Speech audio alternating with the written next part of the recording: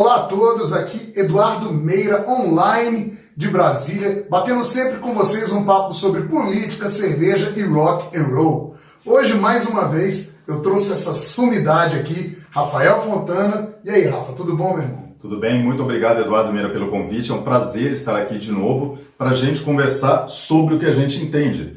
Eu e o Eduardo Meira somos os dois únicos jornalistas, comunicadores, as duas únicas fontes de direita que realmente viveram na China. A gente passou na China, a gente tem muita informação sobre a China, a gente mantém contato com os chineses e com pessoas que moram na China com frequência. Então nós queríamos falar sobre dois assuntos principais aqui, Eduardo Meira. Um deles é a questão Covid, a tal segunda onda em Pequim. A segunda onda do Covid, ou seja, a segunda onda de mentiras que estão saindo da China e que tendem a se espalhar pelo mundo se o mundo dessa vez não estiver precavido para reagir muito mais rapidamente do que na primeira onda de mentiras. E o segundo assunto? O segundo é aquela questão da região de Ladakh, ali na divisa entre a China e a Índia, onde está rolando aquele embate lá, e hoje, morreram pessoas lá. Para ele já é ontem, para a gente é hoje, mas foi nesta terça-feira,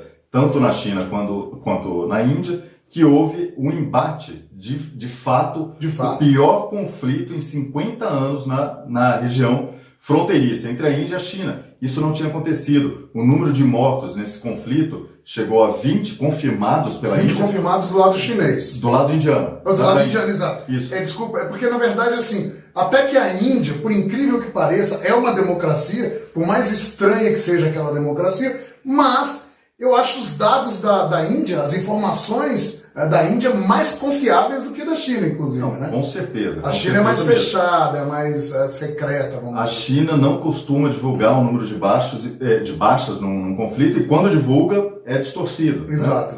Então, essa situação chegou ao extremo, porque os soldados dos dois lados já tinham saído no tapa, ali, no pontapé, na briga de soco ali, 2, 3 semanas atrás. Mas dessa vez foram... Tem até um vídeo, deles ali se desentendendo, eles saindo nos tapas, nos pontapés. Eles têm costume ali, eu tinha feito um vídeo, Rafa.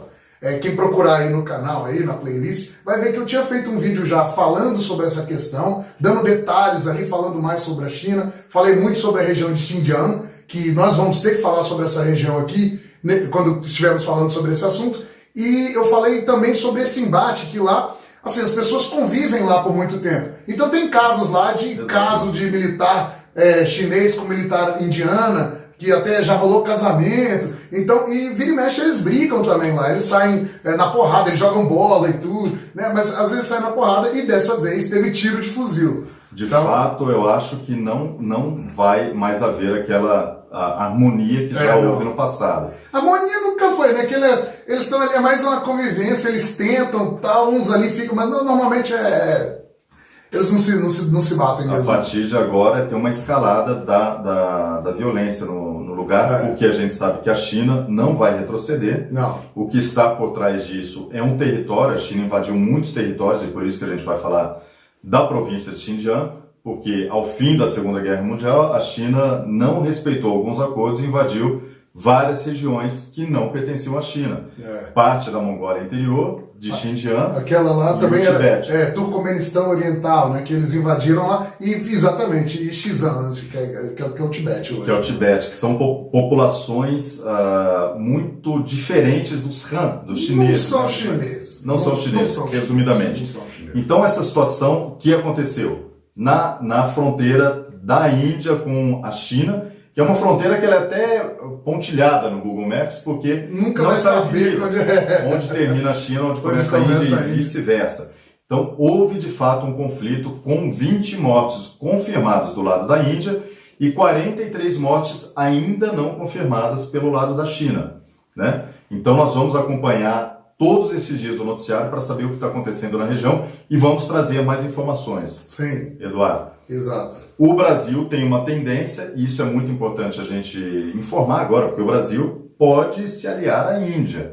O Brasil está se aproximando desse bloco de Índia, Estados Unidos, Inglaterra, Japão, Austrália, que pode formar um novo bloco, ainda uma aliança que ainda não seja formalizada, é uma aliança para fazer frente à Índia. É uma aliança militar importante, Não só militar, como também econômica e comercial.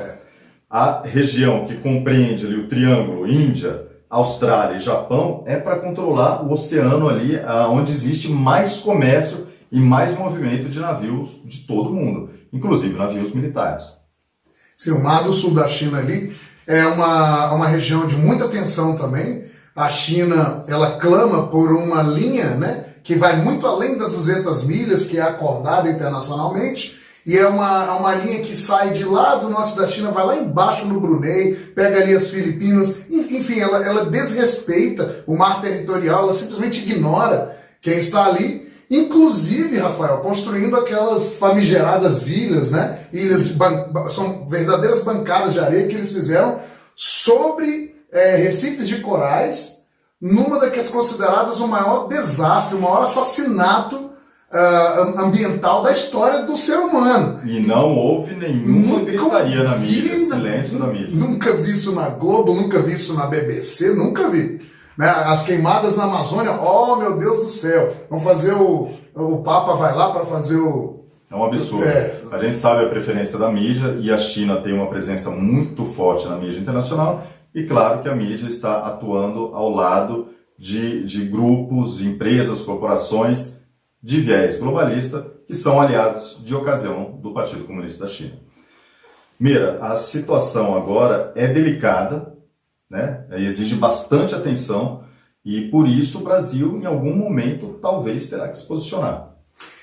Eu tenho certeza. Inclusive, eu acho que já existe, vamos dizer assim, através do governo brasileiro, eu acho que existe um posicionamento subliminar pelas declarações do presidente Bolsonaro, pela estratégia brasileira, a estratégia militar brasileira. No entanto, aquele negócio, existe um avanço muito grande da China pelo mundo, né? Temos visto aí vários documentários falando sobre a China transformando países inteiros em colônias chinesas, né? Através da escravidão por dívida. Acontece lá no Sri Lanka, por exemplo, é um clássico efeito lá em Sri Lanka, que a China emprestou bilhões para aquele governo que já devia muito, construiu lá portos, construiu prédios, hotéis, etc. Só que como o Sri Lanka não teve como pagar, o que aconteceu? É a armadilha do débito. É a armadilha do débito. O debt trap. Então, o país agora depende economicamente totalmente da China.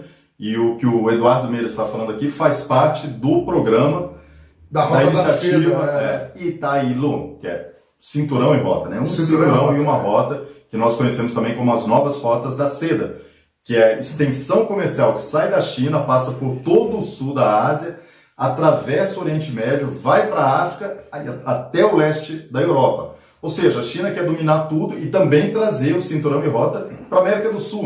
E é exatamente aí onde eu estou chegando, que eles estão querendo chegar aqui, então eles vão fazer uma pressão muito grande para o governo brasileiro se posicionar a favor deles. Não tenho dúvida disso. Como a China é o maior parceiro comercial do Brasil, o que não é o contrário, o Brasil não está nem entre os 10 maiores parceiros comerciais da China, mas as exportações brasileiras para a China ainda são muito altas. O governo brasileiro não vai querer abrir mão disso, mas em algum momento terá que se posicionar, inclusive pela instalação do 5G no Brasil, que de forma nenhuma, Meira, pode ser chinesa. É um absurdo, depois de tudo isso que nós estamos vendo aí acontecendo com os Estados Unidos expulsando a Huawei de lá, a Alemanha, né, a Austrália. A Austrália, Rafa, foi um país que sofreu muito inicialmente, a França também, com esta aproximação com a China, porque durante muito tempo as pessoas, né, os presidentes, eu não sei se por questão de alinhamento, ideologia, ou se por pura inocência, estavam caindo naquele papo de China amiguinha, deixando claro mais uma vez, como nós deixamos aqui no primeiro capítulo dessa nossa conversa, que quando nós estamos falando de China, nós estamos falando de Partido Comunista Chinês. Nós estamos falando da população chinesa, estamos falando, a população chinesa, na verdade, é vítima, é refém do Partido Comunista Chinês, assim como os cubanos da ditadura castrista. Né? Então é Zhongguo Gundangchang. Gongchangdang, desculpa, é o Partido Comunista Chinês. Comunista Chinês. Então nós estamos falando dele. E a Austrália, ela também caiu nessa armadilha do débito, Nepal caiu, a França no início, Bangladesh, enfim, E vários países africanos, né? Zâmbia, Tanzânia, na África nem se Quênia, fala. Na África, simplesmente, não só a questão comercial, como aconteceu na África, o que aconteceu com aquelas ilhas lá que nós estamos falando ali, as bancadas de areia, que os chineses falaram, não, nós não temos pretensão militar aqui, são pretensões apenas de pesquisa. Isso, a China sempre nega a expansão militar. A verdade é que a China está tentando se expandir militarmente. E antes da gente entrar no assunto aqui do Covid, a gente vai lembrar que o exército da China não é testado em guerra desde a Guerra da Coreia. Foi a última vez que o Exército de Libertação Nacional, que é como é chamado o exército chinês, participou efetivamente de uma guerra com tropas e armas. Depois a China só forneceu armas para o Vietnã, no conflito contra os Estados Unidos, que pesou muito a influência da União Soviética ali para a vitória do Vietnã, para conseguir encerrar a guerra sem se entregar às tropas americanas. E também a China participou como tropa de manutenção de paz da ONU, só assim, na África. Por outro lado, Estados Unidos e Inglaterra estão sempre participando de guerras efetivamente com tropas, armamentos. Não se sabe como o exército da China se sairia numa guerra de verdade. Porque faz muitos anos que eles não estão participando, que eles não participam de nenhuma guerra, e o Meira, que é especialista em forças armadas, sabe dizer aqui que a China teria sérias dificuldades, inclusive para enfrentar o próprio Japão. É verdade, porque a China, como eu já inclusive apontei aqui, a China tem uma marinha muito pujante, uma marinha potencial, uma marinha que está começando a ficar realmente preocupantemente grande. É o país hoje que mais coloca navio de guerra no mar, que mais produz navio de guerra no mar por ano. Eles passaram já isso os Estados Unidos. No entanto, a marinha de guerra chinesa, se somar todo o deslocamento dela, é a forma que a gente faz para medir qual é o peso, né? Quanto eles deslocam, é o deslocamento de água, né?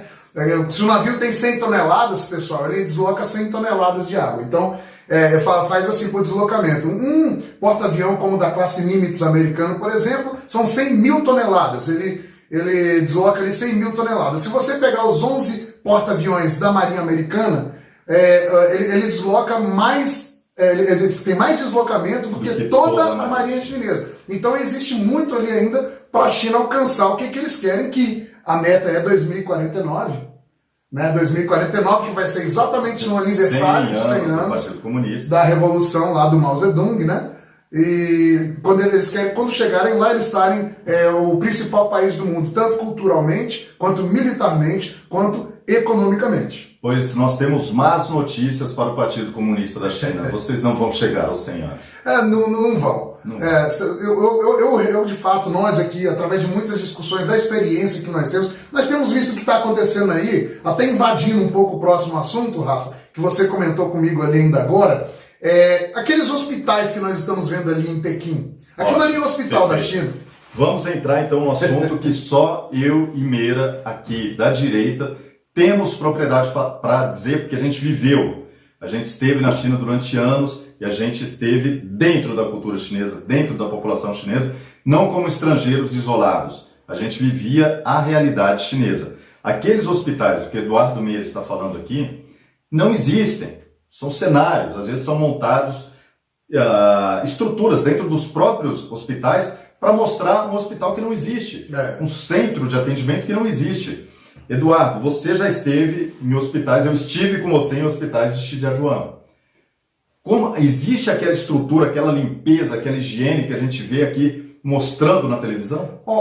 Assim, os grandes hospitais lá, são os hospitais de referência, normalmente nas cidades, como é um negócio comunista, né? Então você não tem lá um hospital chamado Albert Einstein, Oswald Cruz. Não, é Hospital 1.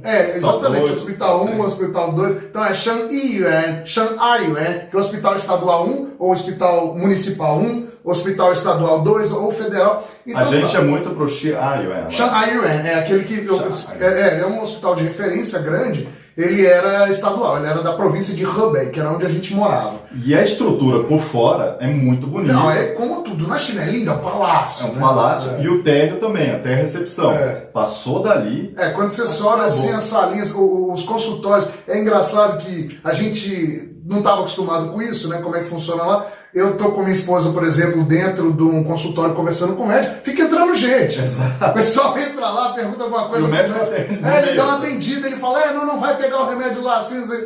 Tem algumas coisas assim, eles são muito desembargados, como eu te falei. Você fazer exame de sangue, você não fica esperando 2 horas lá. Desembaraçados, né? As coisas desembaraçados, Aí você vai lá, tem uns 30 guichês assim, você bota o braço lá dentro, você nem vê quem tá lá. Você vai lá, arranca o sangue próximo, tira o sangue, e no final do dia você já recebe o resultado do seu exame. No entanto, é aquilo que o Rafael falou. Aquilo que mostra lá, eles não se parecem nem um pouco com os hospitais. Nem as roupas. Pessoal, vamos contar uma coisa, que eu morava do lado, vizinho de um hospital em Jinshan, na China, um hospital que Mao Tse-tung se consultava, um hospital muito tradicional. Meira, lembra que as pessoas saem, os pacientes saem com pijama, com a roupa do hospital para fumar. Os pacientes saem com a roupa, né? Às vezes com a mangueirinha do soro para fumar. Lá fora e volta. Compra uma cerveja, toma e volta. Nunca teve essa preocupação na China. Eu fui uma vez ser atendido nesse hospital e fizeram, eu estava com uma alergia por causa da poluição, fizeram sangria no meu ouvido. E não tinha lugar para esterilizar os instrumentos, eu fiquei morrendo de medo. A gente vai cortar o cabelo na China. A gente ia cortar cabelo na China e passavam aquela navalha na gente sem esterilizar. Ela ficava na gaveta, só abria a gaveta e Tipo, Brasil dos anos 80 mesmo, 1982. Brasil pré-HIV. Pré-HIV. É uma situação absurda. Então, esses hospitais, eu também estive ali acompanhando vários pacientes e amigos no no hospital sino-japonês de Pequim, que é considerado um dos melhores e mais caros hospitais de Pequim. Não existe aquela estrutura que nós estamos vendo. Existe sim, eles têm muitos equipamentos, muitos funcionários, né? Sim. A gente vê ali funcionários demais até, porque o Partido Comunista vai colocando funcionário, precisa empregar as pessoas, mas não existe aquela limpeza, aquela iluminação, toda aquela roupa que eles usam, toda aquela pompa, não existe. Isso aí existe, sabe onde, né, Rafael? Taiwan, tá bom. Eu estive no hospital equivalente ao Hospital das Forças Armadas de Taiwan, é outro mundo, é outra história. Você já sai de lá com todos os medicamentos, assim, um kit de todos os medicamentos. Você faz a consulta e já sai, né, o taiwanês, com os medicamentos gratuitos, ali, ó, com toda a listinha, o horário que você tem que tomar, a quantidade, tudo certinho. Funciona, que é uma maravilha. Taiwan, que é a China que deu certo, nós apoiamos Taiwan. E gostaríamos que nessa transição, quando o Partido Comunista da China finalmente cair e implodir, que o modelo de Taiwan seja implantado. Mas sempre falamos isso, né? Porque muitas pessoas perguntavam pra gente, cara, mas se o Partido Comunista Chinês, que são ali hoje, já são 90 milhões de pessoas. Eles dizem que são 90 milhões de filiados. Exatamente. E quando eles caírem, quem que assume? Como é que vai fazer isso? Existe alguém lá dentro que... Porque todo mundo lá tá, vamos dizer assim... doutrinado, né? Tá ali. Aí a gente fala assim, pô, ali do outro lado do canal tem, né? Sim, a solução está do outro lado do canal. Taiwan é só atravessar. Eles têm toda a organização e todo o plano para quando cair o Partido Comunista, imediatamente os taiwaneses vão controlar no bom sentido e vão trazer a democracia e a ordem social e desenvolvimento para a China continental, que é o que a gente espera. Seria então, um sonho. Esse assunto do Covid, que o número está aumentando, ampliando em Pequim, é a segunda onda de mentiras, que é para perpetuar esse terror que começou lá atrás. Meira, interessante, qual que era a temperatura em Pequim em janeiro, fevereiro, quando começou essa história de vírus chinês? O inverno lá, ainda mais o Pequim era um pouco mais rigoroso que a cidade onde eu morava, que era Shijiazhuang. E Pequim, você tinha ali um inverno que variava dos -2 aos -19, -20. Exato. Pouca neve, não neva tanto lá, mas não neva tanto. E nós ficamos assim 8 meses no inverno lá, basicamente. Sim, né? pelo menos 4 meses abaixo de zero. Abaixo de zero. Os outros 4 é frio, mas não é abaixo de zero. E aí tem 2 meses ali, 3 meses que é quente. Esses 2, 3 meses começam exatamente agora. Então a temperatura em Pequim hoje, já é quarta-feira na China, terça-feira aqui no Brasil, a temperatura lá está batendo nos 34 graus e não está caindo abaixo de 21, 22 graus à noite. Ou seja, está muito quente, já começou o verão na China. Né?